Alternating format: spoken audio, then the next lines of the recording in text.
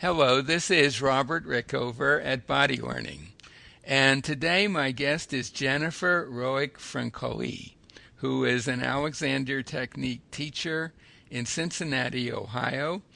She teaches at the University of Cincinnati Conservatory of Music and at Xavier University. And we're going to talk today about the general theme is new directions in Alexander directing, and in particular about an interesting discovery that Jennifer has made about Alexander directions, I think we could say. Jennifer, welcome to the show. Hi, Robert. I'm just so happy that we get to talk about this. Thank you for inviting me. Excellent. Well, I've been looking forward to this as well, because this all began a couple of months ago in Chicago. We were both at the AGM of AMSAT, and we were a group of us were having dinner at a kind of semi-touristy restaurant. I'd like to say some honky-tonk dive, but wasn't. Yeah, it was pleasant. It was pleasant. Although that waitress was kind of snippy. But anyway. But the food was good. The food was good. And the company was even better. Absolutely. And we were talking, Jennifer and I were talking about negative directions, and which is a topic I tend to go on a lot about. And Jennifer, told an interesting story about how she is approaching directions, and I think we're going to hear that story now. Yes, actually, I'm happy to talk about this because it's a story that happened about 2.5 years ago, which has really shaped the way that I've been thinking about teaching the Alexander Technique and practicing it for myself. It's made a huge difference in my life. So in a nutshell, what happened was that I have a student who had been coming for quite a while, and then she moved away. And after a year, she came back and just wanted to see me for a social visit. She didn't ask for a lesson. So we had tea and cake, and I was noticing that she was rather down the whole time. And she told me a little bit about why, but we didn't really get into too much of it. And so after we finished the tea, I thought to myself, I'd really like to just give her a little bit of hands-on help before she goes out the door. So in the kitchen, I asked her if she'd like that, and she said yes. So I stood next to her, ready to put my hands on. And then I had this epiphany. As I was looking at her neck, at herself, how her head and neck were arranged, mm-hmm. I was thinking to myself, oh, you poor thing. You're so down. You're so tight. You're so tense. And I was feeling really sorry for my friend. And then I had this realization, this flash came to me that it said, no, that's not the right way to go about this at all. And I realized, and then this thought came to me, no, she's free. She is free to be like that. And she's a free-willed human being, and this is how she is choosing to be, consciously or unconsciously. This is how she is choosing to be right now. So it introduced a huge amount of respect and also just complete acceptance for where she was in that moment. And so then I put my hands on thinking, you are free. And it just changed the whole quality of the experience and the connection that I had with her. And, I had my hands on for maybe just some seconds, maybe a minute or so, because we were in the kitchen and it was not about having a lesson.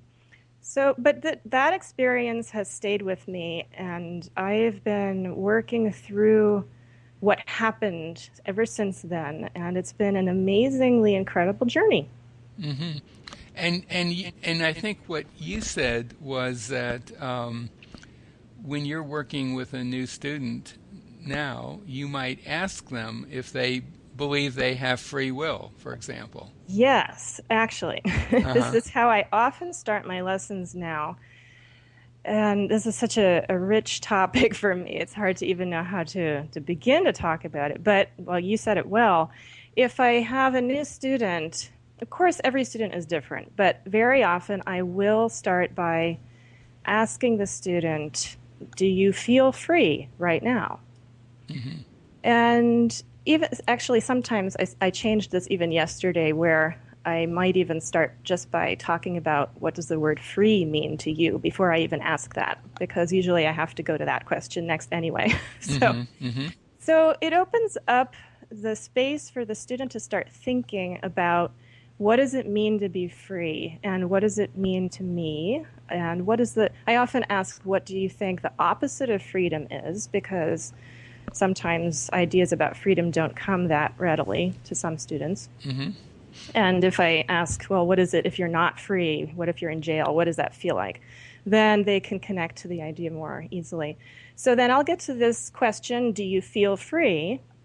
And then the student might say yes, and they might say no, or they might say, I don't really know what you mean. Or so it generates a discussion about how the student feels. And then, then after we have had that discussion, I'll set that aside, and I'll ask another question. And the next question is, are you free? I used to start with that question, but it was pretty rare that a student would actually understand what I meant about the question, are you free? Which was fine, because that would generate its own discussion, but I'm finding that this order of questions is working better. Mm-hmm.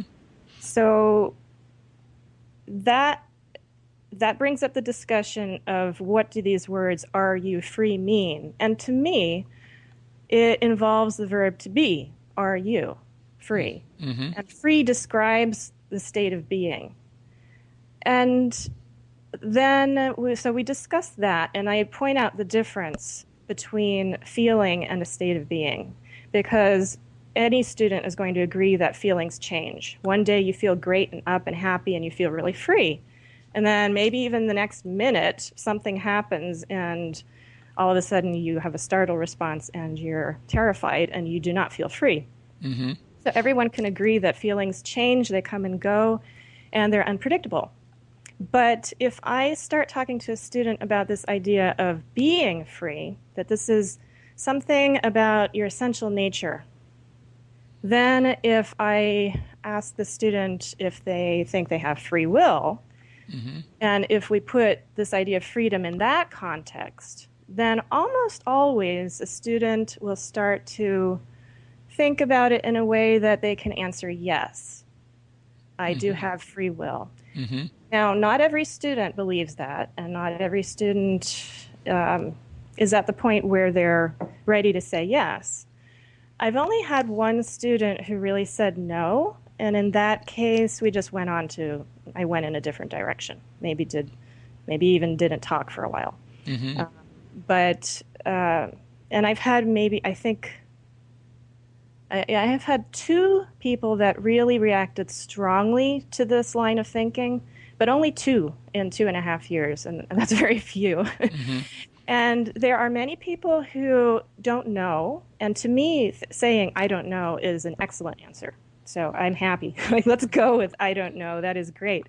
I'm not even sure I know, so we can definitely find common ground there. Right. So for me, if somebody answers yes, I am free, I can work with that in a good way. And if they say I don't know, then we can work from this place of not knowing, which opens up all possibility, which is what we're after.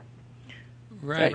So it's working out really nicely. And so operationally, in terms of using that for a student to self-direct him or herself, I think that morphed into statements like my neck is free, or so I have this whole series of questions that of course keeps changing, but it's pretty much going along a routine here, which I said, do you feel free, and then are you free? And then once we come to some sort of understanding about either yes or I'm open to the possibility of yes, mm-hmm. then I'll ask, well, if we think of in terms of your essential nature, your essential being or possibly being free, is your body included in the whole that is you? Mm-hmm. And then pretty much everybody will say, yes, my body is part of me. So, Right. Yeah. so then I say, well, if you as a whole are free and have free will, does that include your body? Mm-hmm. And the student will usually say, yes. Maybe, I don't know, but that's fine too. And then I will say, well, here's the easy question. Is your neck part of your body? Mm-hmm. And the answer is always yes, thankfully. Yeah. An easy one there. Mm-hmm. So then I say, well, if you are free and your body is free or potentially free, does that apply also to your neck? And then they will say yes. Mm-hmm. And then I will suggest that they can think, first I suggest to think I am free. Mm-hmm. And that because we're always looking at the general first. Mm-hmm. This is how I'm approaching all of this. That for me, going to the neck is too specific if I start there. So I'm starting with the entire whole person by going with this route of questioning. Mm-hmm. And then I get to the specific, finally, where the student could think, my neck is free, or the neck is free. Mm-hmm. And that's another topic, whether you say the or my. But we'll leave that aside for today. Right. But yeah, so then we go to the neck is free. And for me, I just have to share that every single time that we get to this point in a lesson, it's like a miracle for me. It's just, and I'm not exaggerating, I get goosebumps because very often when I'll talk about these questions without my hands on quite a bit, but sometimes, especially when we get to the neck, I will put my hand on very often at the head neck there. And it's often not feeling free under my hand there, because also these types of questions are pretty confronting for a lot of people. So, but what's miraculous is that as soon as this student starts thinking the words, my neck is free, that neck feels free under my hand. And it's just amazing because it's instantaneous. And I always have to point it out to the student and just exclaim that this is why I love this technique so much. It is immediate. They might not feel it, but I can feel it under my hand. It's incredible. Right. So, I mean, in the context of sort of the background of Alexander self-directing in general, mm-hmm. and if we take the classic neck directions, I think at the sort of the least effective version that I'm aware of is I am freeing my neck. And that's largely been supplemented by I am letting my neck be free, which is a huge improvement. Yes, I agree. But still assumes something that may not, and almost certainly is not totally true, which is that people know how to let anything, certainly not letting their neck be free. Mm-hmm. So it makes an assumption that may not be true. And then with the negative direction version, and this is the work pioneered by Missy Vinyard about 5 or 6 years ago, I guess, the expression would be something like, I am not tensing my neck, mm-hmm. which doesn't really assume anything that's not true. Everyone knows how to tense their neck, and pretty much everyone knows what the word no means. Mm-hmm. But of course, negative directions have that word negative in them, and some people, are a little,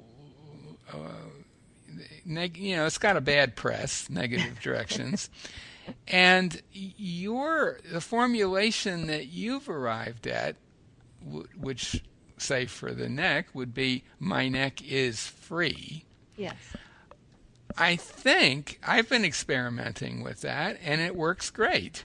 Oh, great. I'm happy to hear that. It works great. I do have one question about it, but I mean, basically, it does the trick. And I think it has a lot in common with the negative direction in that it's a statement of intent, not a statement that I'm going to make this happen somehow. Mm-hmm. It's more, this is what I want, and body, mind, figure out how to bring it about. It's not my job. Sorry. Yeah, I mean, I'm the guy in charge. and I'm delivering the message about what I want, but I am not suggesting in that I personally am going to figure out how to do it. I'm sort of outsourcing that to lower level systems in my body mind. That's how I see it anyway. And in that sense, saying my neck is free is not that different from I'm not tensing my neck. And in either case, or certainly in my experience with the negative version, I tell students, see, I don't go through all that initial dialogue that you do, which I don't have the patience for it. It's an option. It's an option. I just say, listen, I'm going to ask you to think something that may seem insane to you, but just go ahead and play with it, and pretty quickly, they will notice the effects.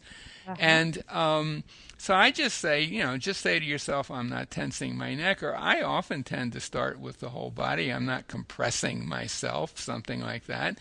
And I say, it's not your job to figure out what that means or how it's going to be brought about. That is totally not something you need to worry about. But you do need to have some light attention on that intent. Yeah, and actually, I would go even a step further to say that if I'm thinking I am free, it's not only an intent, it is an intent, but it is also, in my view, a reality.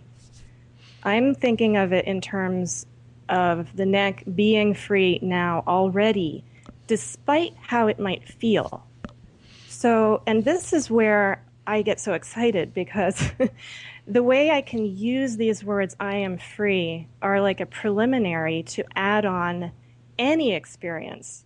So if my student says, I'm feeling really, really tight today and my shoulders are hurting and this and that, I might say, well, a way to practice with what we talked about is you can remember, I am free to feel tense and tight. And actually, my neck is free to do all this contracting.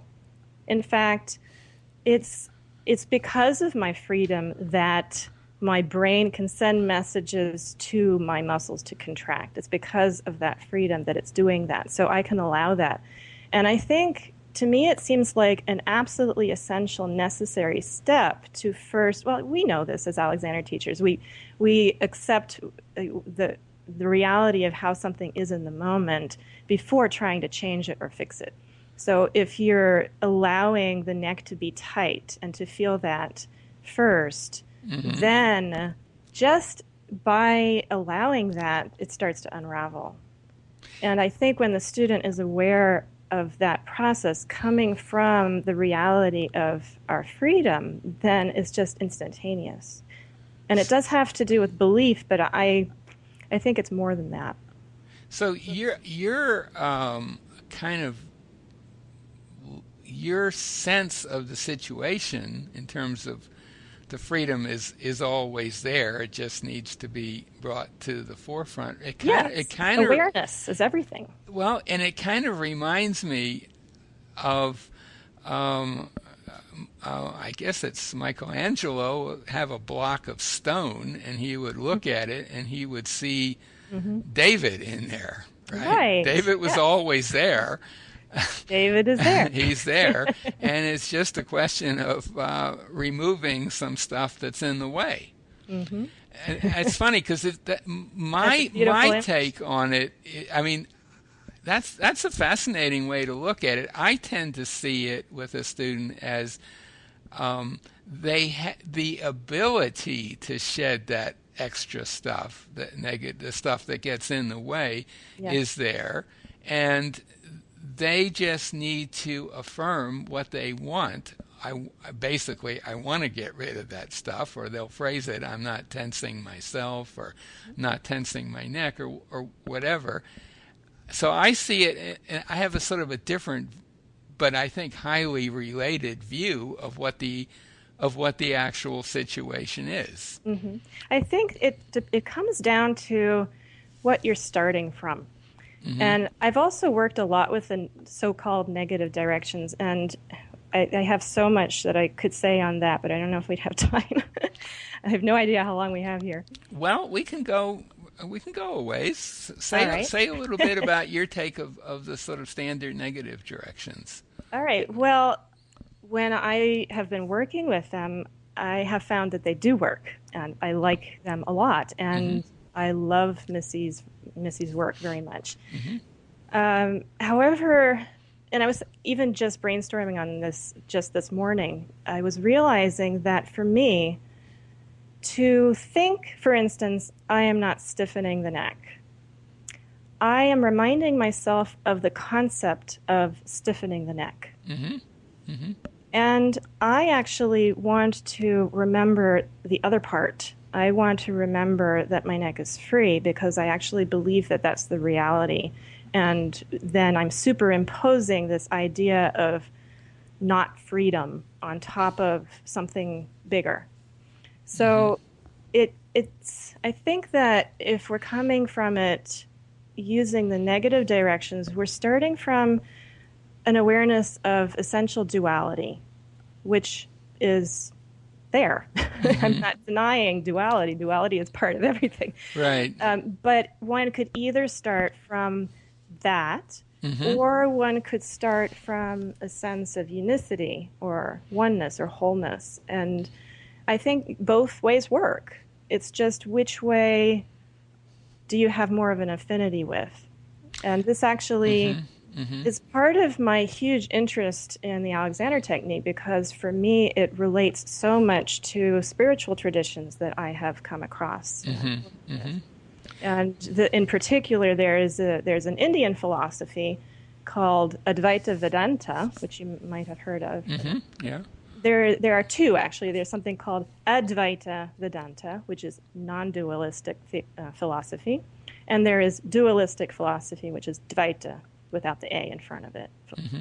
And so it really, really resonates for me with this topic about freedom and duality and negative thinking and, all these things. So I just love this topic. It's kind of, I think the difference is, to get back to the block of stone and the statue inside it, you're more interested, or your approach looks at the statue first, affirms the statue, yes, and then whatever needs to bring the statue to the forefront comes out. Whereas I guess the negative direction approach is to look at the block of stone and say, how can we get rid of some of this to bring out the statue? That makes a lot of sense. Yeah, I've thought a lot about what you just said about negative directions. When you say I'm not tensing my neck, it's true for sure that you have to access a little bit that idea of tensing. And I think there may even be a little micro tensing that goes on in order for you to access what it is you don't want. Right. Which is actually the same as what I was saying, where if a student is feeling tense, to encourage the student to think, I am free to feel tense. So you are acknowledging that block of Right. stuff. So that reminds me also, by the way, of Marge Barstow, who used to sometimes say in front of a group, well, sometimes I just feel like a good old slump. And she would go into what to her probably seemed like a slump. To us, it was pretty subtle. And then she would say, but, after a while, I might just get tired of that, and I might want to come back out of it. But it's so liberating to actually it's very allow liberating. yourself to to do something like that. Well, now, here's a question I have. The first question that occurred to me when I started experimenting with it, right after our conversation, actually, I thought, well, this seems to produce virtually the identical effect of the negative counterpart. But is that only the case because I've already experimented with the negative counterpart? I've wondered that too. Yeah, and I don't know the answer to that because I haven't quite got to the point where I've been using the I'm kind of waited to talk to you about it, Well, I can just using it tell with you my that. students. But I have a Uh-huh. feeling it probably will work just fine. Well, that is my experience. Yeah. That with a brand new student, I do this with brand new students who know nothing, Mm-hmm. or with students who know a lot, of course. Right. But I Right. can have a student come from off the street, and as long as they walk through the door, it means they're open to something. Mm-hmm. They're open, or they wouldn't walk through the door. So we're already at an advantage. Right. So they come with some open mindedness. And then if I can have them start thinking for themselves from the very beginning, Mm-hmm. then even if the person is very mistrustful, which sometimes they are, they don't have to trust me. They are just going, they do trust me because I'm in that role of authority, but it diminishes my role of authority if I'm actually asking them a question and I'm not imposing a right or wrong answer. We're exploring their own ideas about it. Like, what does free mean to you? And they might have very different words from what I might have, but then I can introduce some of my own so it becomes an exchange. And then we can find common ground in a common language. And so when we're starting from that, it's already something that they are starting to believe in themselves because it's their own language. And so it does. As soon as they believe the words, I am free, or at least they're open to the possibility that it might be true, and they think those words, just Mm-hmm. that fact of thinking them has an immediate effect. And it's just unbelievable. See, It's I would miraculous. be curious to know if you could bypass all of that and just go to I am free. Yeah. And just just preface it by saying this may not mean anything to you, but just let's just explore it in a way that we can test it pretty quickly. We could do that. I think that would work perfectly fine. I would love to hear your Well, your your experiences because with that. But the reason I tend to want to get students into an exploratory, experimental mode right away, well, almost everyone's instantly. got their different styles, of course. I Hmm. think part of the reason that I like to go this route is, first of all, my nature. Hmm. It's my temperament, it's my personality. Right. But I also would like my students to really understand what this is about intellectually because, and I know that's not absolutely necessary, maybe, but I want my students to be able to understand it well enough to then be able to reproduce it on their own Hmm. so that they don't ever feel this is impossible, but ideally, that they would never feel that they needed some authority outside of themselves to be teaching them so that they don't become Right. dependent on my guidance, my touch, my whatever. That's why it's so important to me because I've seen so many times when a student can get dependent on their teacher and need the hands on. When, throughout the day, we don't have a teacher going around with us all day. So Right. the hands-on for me it's a huge help when I'm teaching, but I want my student to be able to practice what we're doing in the very first lesson, that very first day when they walk out the door. Yeah, me too. And I don't usually give the explanation about, say, why negative directions work right away. But when Hmm. I do, I just say it's basically saying to yourself when you say something like "I am not walking" as a negative Hmm. direction while you're walking, I it's actually do use that type yeah, of negative direction. and It's great. it's just saying body mind figure. I'm not quote walking. I'm not unquote. I'm not walking the way I habitually do. Figure out a better way. And then the student that Yeah. wants to really think about it deeply needs to start thinking about, well, who is this I that is not walking? If they want to if they want to go in at that level, yeah, they do. Right. But so, what would be your what would be a version that you might use for something like that? That is the positive statement. I am walking freely, maybe, or something like that. I am free to walk. Oh, I am free to walk. Okay, that's interesting. Hmm. Yeah, it's very interesting. I think that this I think at some point, maybe in a few months, we should do a follow-up conversation on this Yeah. Uh-huh. because, Yeah, I'd love to and we'll hear get your some, well, experiences. I'm going to put it out there to teachers or students who are listening. Um, Experiment with these ideas. They're incredibly simple. There's a Yes. ton of Very. material on negative directions, podcasts on that, and this will point to those. And this new development of yours is actually very easy to test. I mean, it's not rocket science, and it'd be Yes. nice to get some feedback from other people, and then perhaps we could come back in a few months and see what's come out of it. That would be great. I would just give the caveat that I do think that really thinking deeply about the meaning of the words is essential. And I tell my students Hmm. this because if you're just thinking, I am free, Hmm. well, I just did it right now and my neck is tight, I'm free without any meaning behind it. Hmm. And so, and then the other thing is that in practicing this process, I like to remind my students that they can add on all kinds of things. So, for instance, I am free to feel X. I'm free to think X. I'm free to experience X. I'm free to want X. And I'm free to be X. I'm free to accept the universal good that's Yes, flowing into my life at this very exactly. moment. Yes. Absolutely. Okay. I think that I really want to hear from listeners about this one because I think this is, my personal view of what's going on in the Alexander Technique right now. We're talking September 2013. Is that we are in the golden age of Alexander Technique direction technology development, and that stuff is and new ways of